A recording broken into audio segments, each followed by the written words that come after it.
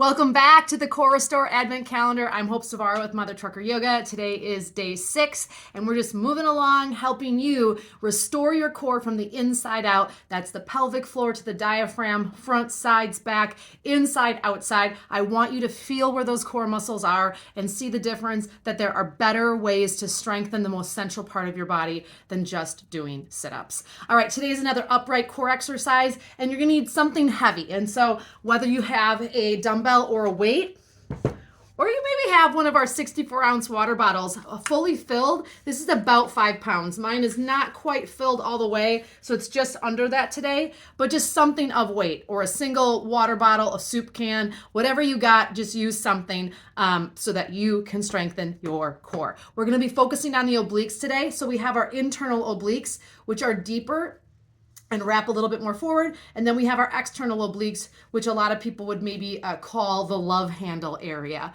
And so this is a great move for you to do in the morning. It's going to mobilize your spine. It's going to target those obliques, and it's going to get you revitalized, moving, and ready for the day. Let's get started. Okay, so take either one of your weights here. I'll maybe do a little bit with both. And just find an upright place for you to stand. Now, wherever you're standing, you're gonna have one foot that pivots, and that's the foot that you're gonna turn away from. And so when you're turning, excuse me, I should just drink some water. When you're turning away from that moving leg towards the stable leg. Your arms are gonna be out in front of you, holding your weight, whatever that may be. So I'm gonna go really slow that first 2 times so you can see. My arms are at shoulder height. Shoulders are kind of down in their sockets, folds of the elbows up. So we're using also a little bit of some shoulder girdle strength as well. And I'm turning towards my base leg and then back to center. Now I'm thinking about my middle. I'm thinking about my rib cage kind of turning on top of my obliques. If I put my hands on my ribs, I can feel my rib cage turn and rotate. So if this is helpful for you to do a couple times to be like, oh yeah, that's where I'm supposed to turn. If we're really stiff, our spine doesn't have a lot of mobility, you might find you're moving more like a log.